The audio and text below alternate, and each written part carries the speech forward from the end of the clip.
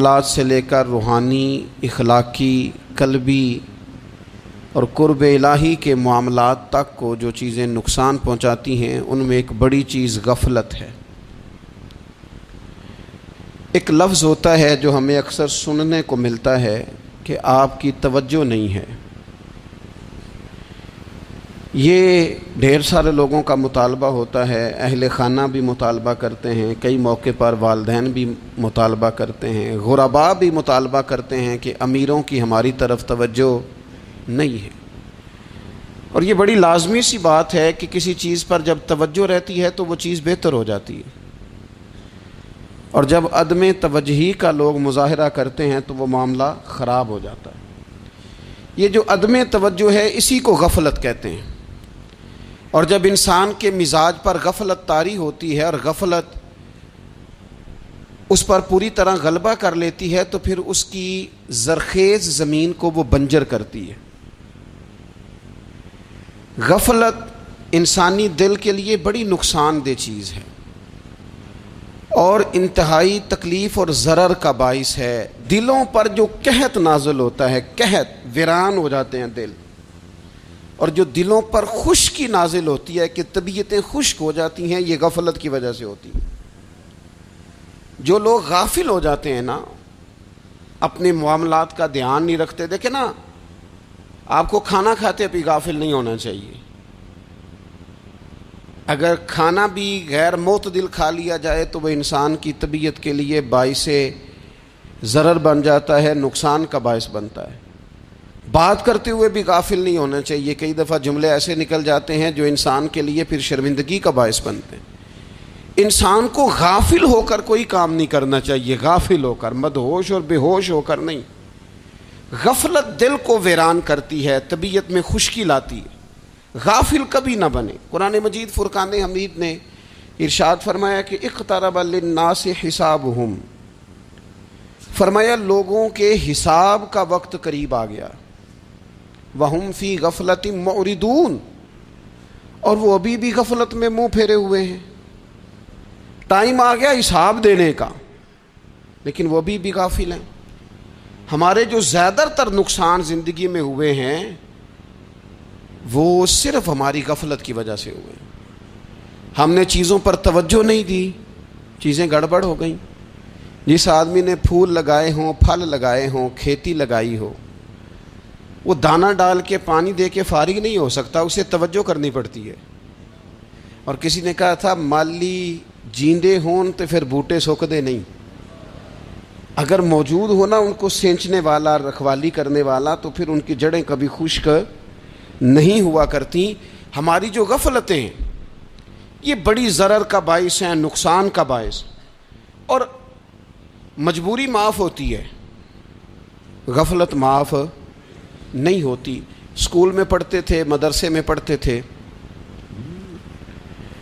تو ایک مجبوری ہو گئی جی، خدا نہ خواستہ گھر میں کوئی پریشانی ہو گئی تو اساتذہ اس پر سزا نہیں دیتے۔ کوئی خوشی کا موقع ہے گھر میں، فیملی میں کسی کی شادی ہے، اساتذہ اس پر سزا نہیں دیتے۔ لیکن اگر کبھی پتہ چلتا تھا نا کہ یہ گھر سے تو آیا تھا لیکن مدرسے نہیں آیا، یہ اسکول نہیں آیا، رستے میں غافل ہو گیا، تو یہ بات خوفناک تھی۔ یہ قابل سزا جرم تھا کہ تو غافل ہو گیا اپنی پڑھائی سے، تو گھر سے آیا اور یہاں نہیں آیا۔ غفلت قابل سزا ہوتی ہے، مجبوری کی معافی ہوتی ہے۔ ہمارا آج کل جو مسئلہ ہے وہ غفلت کا ہے۔ ڈھیر سارے لوگ ہیں، سمجھدار بھی ہیں، سیانے بھی ہیں، معاملہ فہم بھی ہیں، باشعور بھی ہیں، تعلیم کی ڈگریاں بھی رکھتے ہیں، لیکن اگر ان کی زندگیوں کی تکلیفوں کو دیکھا جائے اور بے آباد روح کو دیکھا جائے اور سجدوں سے ان کی دوری کو دیکھا جائے تو ایک ہی بات سمجھ میں آتی ہے کہ پتہ سارا ہے لیکن لے ڈوبی ہے غفلت، توجہ نہیں کی۔ لائق بچہ بھی نالائق ترین زندگی گزارتا ہے، اس لیے کہ اس کے لائق ہونے کے ساتھ ساتھ اس کا توجہ کرنا بھی تو ضروری ہے نا۔ نرے لائق کا کیا فائدہ اگر وہ محنتی نہیں، اگر وہ توجہ ہی نہیں کرتا، اپنا سبق دھیان سے سنتا پڑھتا ہی نہیں، تو جتنا مرضی لائق ہو پیچھے رہ جائے گا۔ اور کئی نالائق ہوتے ہیں، رٹا لگا کے پاس ہوتے ہیں، پر چلو رٹا تو لگاتے ہیں نا، محنت تو کرتے ہیں نا، جد و جہد تو کرتے ہیں۔ کئی نالائق جد و جہد کے باعث آگے گزر جاتے ہیں، اور کوئی اسی چکر میں رہ جاتے ہیں، میں بڑا لائق ہوں، کل پڑھ لوں گا، پرسوں پڑھ لوں گا، ہفتہ تیاری کر کے پاس ہو جاؤں گا۔ اپنی زندگی سے غفلت کا پردہ اٹھائیں، اور غفلت اس کے لیے فیصلہ کرنے کی ضرورت ہوتی ہے، پلاننگ کرنے کی نہیں، فیصلہ کرنے کی ضرورت ہوتی ہے کہ میں نے اب غفلت کرنی۔ ہم نہ جب بھی کوئی پروگرام بناتے ہیں تو منصوبہ بندی شروع کر دیں، منصوبہ بندی نہ کریں، فیصلہ کریں، کہیں کہ میں نے غافل نہیں ہونا۔ غفلت غرق دنیا کا نام ہے، اپنے آپ کو غفلت سے بچائیں۔ آپ دیکھیں حضرت کعب بن مالک رضی اللہ تعالیٰ عنہ فرماتے ہیں، بخاری میں موجود ہے، فرماتے ہیں کہ جنگ میں پیچھے رہ گیا تھا، میرا خیال تھا کل چلا جاؤں گا، گھوڑے اور سواریاں میرے پاس تیز ہیں، مضبوط ہیں، پرسوں چلا جاؤں گا، تیزی سے بھاگ کے میں پہنچ جاؤں گا، میں قافلے کے ساتھ شامل ہو جاؤں گا، لیکن بس تھوڑی سستی ہو گئی، ذرا غفلت ہو گئی۔ آپ فرماتے ہیں جب سب لوگ چلے گئے حضور علیہ السلام کے ساتھ جہاد میں اور میں پیچھے رہ گیا، تو پھر جب چند دن گزر گئے اور محبوب کے واپس آنے کا ٹائم ہو گیا، تو اب میں غور کرتا سمجھتا تو مجھے مدینے میں یہاں بزدل لوگ نظر آتے، اور کون نظر آتے؟ جو منافق تھے، وہ منافق بزدل دکھائی دیتے، یا مجھے عورتیں اور بچے دکھائی دیتے۔ میں پریشان ہوا، حضور واپس آ گئے۔ جنہوں نے بہانے کیے تھے نا منافقین نے، یہ مجبوری تھی اس لیے نہیں جہاد پہ گئے، یہ جنہوں نے بہانے کیے تھے انہیں مل گئی معافی، اور میں نے سچ بولا، میں نے کہا یا رسول اللہ میں غافل ہو گیا تھا۔ اب کہتے ہیں میں نے جب کہا نا حضور سستی ہو گئی تھی، ذرا غفلت ہو گئی، تو بندہ محبوب سے غافل ہو جائے، بندہ وہیں سے غافل ہو جائے۔ جو دم غافل سو دم کافر، سانو مرشد اے ہو پڑھایا۔ جب کہا نا حضور وہ غلطی ہو گئی، کوئی مجبوری نہیں تھی، تو فرماتے ہیں باقیوں کو معافی مل گئی، میرے ساتھ حضور ناراض ہو گئے۔ ایک دن نہیں، 2 دن نہیں، 50 دن حضور ناراض رہے۔ مدینے کی گلیوں نے مجھے پہچاننا چھوڑ دیا، در و دیوار سے مجھے یوں لگتا تھا کہ میں پردیسی ہوں۔ فرماتے ہیں میں مسجد میں آتا تھا، میں جب محبوب کو دیکھتا تو حضور رخ انور پھیر لیتے، اور مجھے پتا تھا جب میرا چہرہ ادھر ادھر ہوتا تو پھر کریم رحمت کی نظر فرماتے۔ فرماتے ہیں 50 دن مسلسل، پھر مجھے حکم ہوا کہ بیوی بھی بھیج دو، میکے بچے بھی بھیج دو، ننہال یعنی تنہا رہ جاؤ۔ فرماتے ہیں وہ میں نے قید تنہائی کاٹی، لیکن شکر اللہ کا یہ ہے کہ میں سچا تھا، بس ذرا بھول گیا تھا، بس ذرا غفلت ہو گئی تھی۔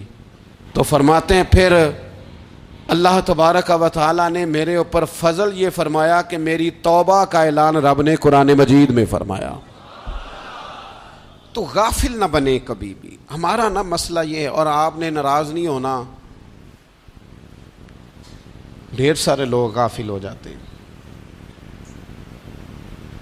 مالدار بھی غافل ہیں، صاحبان علم بھی الا ماشاء اللہ بہت ساری جگہوں پہ غافل ہیں۔ جن لوگوں کو 4 لوگ جاننے لگ جاتے ہیں، کوئی مقام حاصل ہو جاتا ہے، وہ بھی بہت ساری جگہوں سے غافل ہو جاتے ہیں الا ماشاء اللہ۔ غفلت بڑی تکلیف والا منظر ہے۔ جو لوگ سمجھتے ہیں نا میں اب گڈ بک میں آ گیا ہوں، اب میں اچھا ہو گیا ہوں، اب میرے لیے خیر کہا جاتا ہے، مجھے اچھائی شاید یہ مستقل میرے ساتھ رہے گی، تعریف ہی ہوگی ہمیشہ، وہ بھی غافل ہو جاتے ہیں، اور یہ غفلت ٹھیک نہیں ہوتی۔ وجہ دیکھنی چاہیے کس وجہ سے انسان کو وقار مل رہا، عزت مل رہی۔ اپنی زندگی سے غفلت کو اتار پھینکیں۔ تھوڑی دیر کی تو غفلت ہوتی ہے، لمبی تو نہیں۔ 2 منٹ کے لیے صرف اس نے ڈرائیونگ کرتے ہوئے چہرہ موبائل کی طرف کیا تھا، 2 ہی تو منٹ لگے تھے۔ لمحوں نے خطا کی تھی، صدیوں نے سزا پائی۔ لمحوں نے خطا کی تھی، صدیوں نے سزا پائی۔ ایک لمحے کے لیے غافل ہوئے تھے اور صدیاں، نسلیں روتی رہ گئیں پیچھے، بچے تڑپتے رہ گئے، اہل خانہ پریشان رہ گئے، ماں باپ ساری زندگی روتے رہے، لیکن یہ 2 منٹ کے لیے۔ یہ غفلت جو ہے یہ بڑی تکلیف والا معاملہ۔ اپنی زندگی سے غفلت کو اتارنا ہے، غافل نہیں بننا، ہر وقت توجہ اور ساری باتوں پہ توجہ۔ بعض اوقات لوگ ایک طرف توجہ کر کے ایک طرف سے غافل ہو جاتے ہیں. نہ، توجہ ہمہ پہلو رکھنی ہے. ہمارے ذمے جتنے بھی حقوق ہیں ان سب پر توجہ، ہر چیز کا خیال.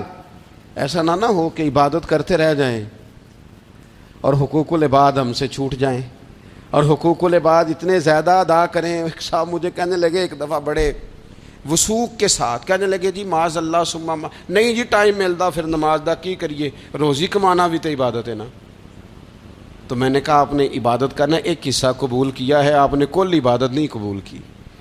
عبادت کل ہے، ہمہ پہلو. ایک حصہ آپ قبول کر کے نکل گئے اور باقی آپ نے چھوڑ دی. تو کسی ایک طرف سے بھی غافل نہیں ہونا. جتنی ذمہ داریاں ہیں، جتنی ڈیوٹیاں ہیں، ان سب کا خیال. اور جو بڑا آدمی ہوتا ہے، بڑا گھر میں بڑا ہو، قبیلے میں بڑا ہو، علاقے میں بڑا ہو، ادارے میں بڑا ہو، کلاس میں بڑا ہو، جو بڑا ہے اس کی تو ساری آنکھیں کھلی ہوئی ہونی چاہیے.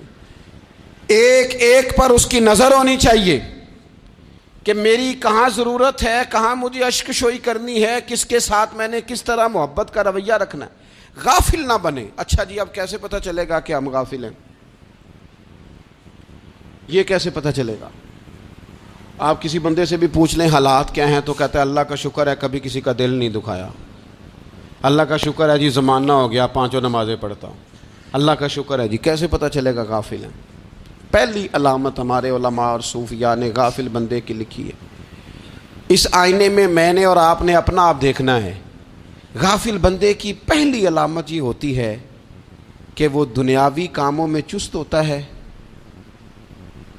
اور اللہ اور اس کے رسول کی فرما برداری میں سست ہوتا ہے. یعنی نماز کے وقت تو اسے نیند ستاتی ہے، پریشانی ہوتی ہے، لیکن اگر کسی جگہ مال مل رہا ہو، پیسے مل رہے ہوں، وہاں جانا ہو تو پھر اسے کوئی چیز بھی تنگ نہیں کر. دنیاوی کاموں میں چست ہوگا، یعنی ٹی وی کے آگے، موبائل کے آگے وہ گھنٹوں بیٹھا ہوا ہے. اور اگر اسے 25 منٹ قرآن پاک سننا پڑ جائے، اگر اسے 20 منٹ دینی محفل میں بیٹھنا پڑ جائے، اگر اسے کہا جائے کہ تو 20 رکعت نماز نفل ادا کر، دنیاوی کاموں میں چست ہے، دینی کاموں میں، یہ غفلت کی پہلی علامت.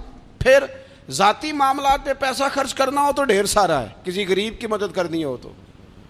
وہ ہمارے ایک دوست ہیں، وہ اکثر کہا کرتے ہیں، وہ کہتے ہیں آج کل کسی سے کہنا فلائی کام میں، دینی کام میں، کسی کی مدد میں کچھ 4 پیسے خرچ کرنے ہیں تو لوگ کہتے ہیں ہاتھ تنگ ہے. ہاں کوئی سستا پلاٹ ملتا ہو نا، اور اگر یہ سمجھ آ جائے کہ وہ مجبور ہے بیچارہ بیچنے والا، تو پھر کہتے ہیں میں 2-3 دوستوں کو پھاڑ لے سن.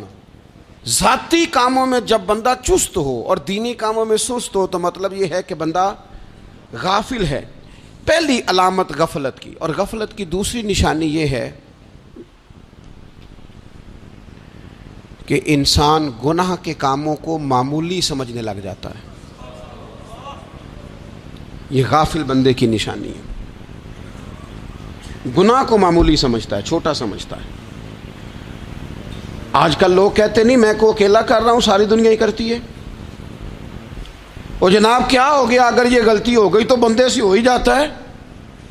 گناہ کو معمولی سمجھنا، چھوٹا سمجھنا اور کہنا پھر کیا ہو گیا ہے، انسان سے غلطی ہو جاتی ہے. آپ دیکھ لیں کہ سینکڑوں بیسیوں گناہوں کا بوجھ ہمارے سروں پہ ہوتا ہے، لیکن کوئی ہمارا دبدبہ ہے، کوئی ہماری گفتگو ہے، کوئی ہمارے جملوں میں خود پسندی ہے، کوئی ریاکاری ہے، کوئی تصنع ہے. یہ غافل بندے کی علامت ہے. نبی اکرم صلی اللہ تعالی علیہ وآلہ وسلم نے فرمایا مومن اپنے گناہوں کو پہاڑ کی طرح سمجھتا ہے. یہ بخاری میں حدیث ہے. مومن پہاڑ کی طرح جانتا ہے اور وہ ڈرتا ہے کہ کہیں وہ پہاڑ اس کے اوپر گر نہ جائے، یعنی کہیں مجھے میرے گناہ کی سزا نہ مل جائے. چھوٹے گناہ کو بھی پہاڑ جانتا ہے، یار مجھ سے غلطی ہو گئی، مجھے ٹھیک کر لینی چاہیے، مجھے معافی لے لینی چاہیے، مجھے توبہ کر لینی چاہیے. مومن اپنے اوپر گناہ کو پہاڑ کی جانب سمجھتا ہے. اور حضور علیہ الصلوۃ والسلام فرماتے ہیں کہ یہ جو فاسق اور فاجر ہوتا ہے نا، اللہ کا نافرمان، یہ گناہ کو مکھی کی طرح سمجھتا ہے. یہ سمجھتا ہے میں نے اشارہ کرنا ہے، مکھی نے اڑ جانا ہے. مومن کی علامت یہ ہے کہ وہ پہاڑ جانتا ہے، اگر غلطی ہو جائے تو پہاڑ. امام اعظم ابو حنیفہ رحمۃ اللہ علیہ گزر رہے تھے تو بارش ہو گئی تھی اور کوفہ میں کیچڑ تھا، تو آپ نے جو جوتے پہنے ہوئے تھے ان جوتوں سے چلتے ہوئے نا آپ کے پاؤں سے کچھ مٹی اڑی، تو سامنے ایک یہودی تھا، اب اس زمانے میں دیواریں کچی ہوتی تھیں، اس کے دیوار پر جا کے وہ مٹی جو تھی وہ لگ گئی۔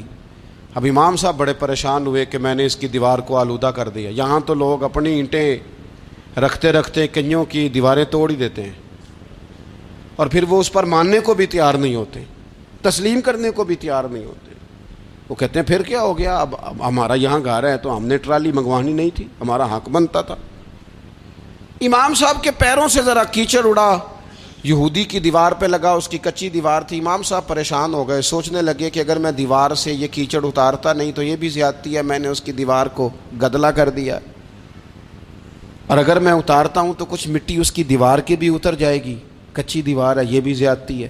مومن گناہ کو پہاڑ کی طرح سمجھتا ہے کہ کہیں گر نہ جائے، اس کی بھی کہیں سزا نہ مل جائے۔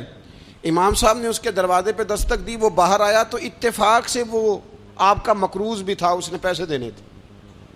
باہر نکلتے ہی کہنے لگا اوہو آپ تو قرض لینے آ گئے، میرے پاس تو ابھی گنجائش نہیں ادا کرنے کی۔ تو امام صاحب کہنے لگے تو قرض چھوڑ، وہ میں نے معاف کیا، میرے سے غلطی ہو گئی ہے، میں آ رہا تھا، لکڑی کے جوتے اس زمانے میں کھڑاؤں لوگوں نے پہنے ہوتے تھے، کہا وہ میرے پیروں سے ذرا کیچڑ اڑا ہے، تیری دیوار پہ لگ گیا ہے۔ اب میں بڑی دیر سے کھڑا سوچ رہا ہوں کہ اگر میں تیری دیوار صاف نہ کروں تو میں نے یہ میلی کر دی، گدلی کر دی، یہ بھی بات درست نہیں ہے، زیادتی، اور اگر میں اسے صاف کرتا ہوں کچی دیوار سے کچھ مٹی اتر جائے گی تو یہ بھی زیادتی ہے، اب تو بتا میں کیا کروں۔ تو بے موسمہ پھل تھا نا یہ، تو بے موسمہ پھل دیکھ کے بندہ حیران ہو جاتا ہے، جو باتیں روٹین میں نہ ہو رہی ہوں وہ ذرا انوکھی لگتی ہیں، بندہ حیران ہو گیا، غور سے امام صاحب کا چہرہ دیکھنے لگا، غور سے چہرہ دیکھنے لگا، اور پھر تھوڑی دیر سوچنے کے بعد کہنے لگا حضور پہلے میں نے دین اسلام کے بارے میں پڑھا اور سنا تھا، آج میں نے دین دیکھا ہے۔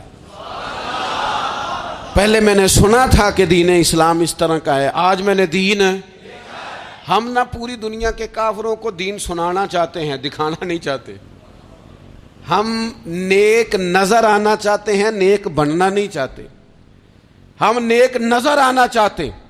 نتیجہ کیا نکلتا ہے کہ کچھ عرصے کے بعد پتہ چل جاتا ہے بندہ کس لیول کا نیک ہے، کیا معیار ہے اس کی نیکیوں کا۔ کہنے لگا حضور پہلے میں نے دین سنا تھا، آج دیکھا ہے۔